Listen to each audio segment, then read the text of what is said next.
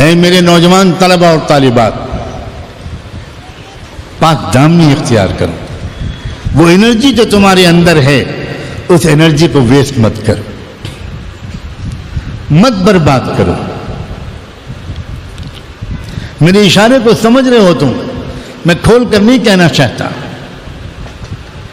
تمہارے اندر کا مادے کا ایک ایک قطرہ یہ انرجی سے بھرپور ہے.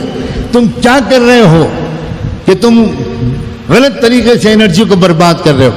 کس کو تم سزا دے رہے ہو سوائے اپنے؟ تم اپنی یادداشت کمزور کر رہے ہو، تم اپنے فیصلے کی طاقت کمزور کر رہے ہو، تم اپنی جوانی کی طاقت کو برباد کر رہے ہو. تم شادی کے بعد کی زندگی میں خون کے آنسو رونے کے لیے ابھی سے اپنے آپ کو تم تیار کر رہے ہو. کیا کر رہے ہو لڑکوں؟ کیا کر رہی ہو لڑکیوں؟ کیا تم کو اپنے اوپر اتنا قابو نہیں ہے؟ برا نہ ماننا. ہم نے تو جانوروں کو دیکھا ہے کہ کتے نے کتیے کو دیکھا اور پاگل ہو گیا. یہ کیا ہے؟ انسانی ارادے سے بھی محروم ہو گئے. تقویٰ تو بہت اونچی بات ہے، انسانی شرافت سے بھی گر گئے. تمہارے اندر اکیلے بیٹھے ہوئے ہو، کوئی گناہ کرنے کا خیال پیدا ہو گیا تو تم اپنے کو روک نہیں سکتے. اتنا نہیں کر سکتے کہ تم لیٹے سے بیٹھ جاؤ، بیٹھے سے کھڑے ہو جاؤ.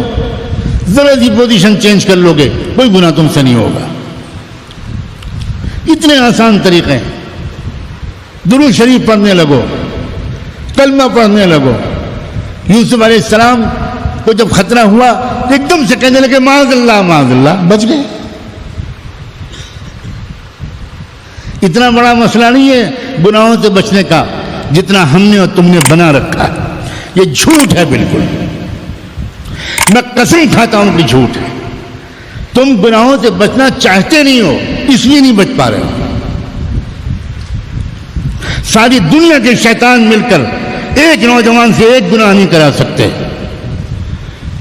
ارادہ تو پیدا کرو نوجوانوں والا. کمال ہے. تم سڑک پر نکلتے ہو، عورتیں اور لڑکیاں سامنے ہوتی ہیں، کہتے ہو نظر پڑ جاتی. کیسے نظر پڑ جاتی ہے؟ کیسے نظر پڑ جاتی ہے بھائی؟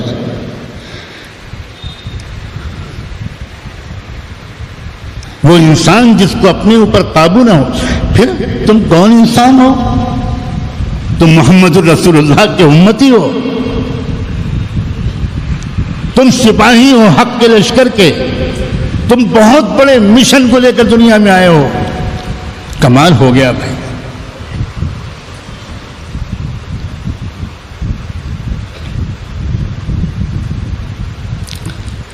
کوئی شہزادہ ہو کر کسی بھنگن کی لڑکی کو دیکھنے لگے، لوگ کیا کہیں گے؟ اپنے مقام کو سمجھو نوجوانوں.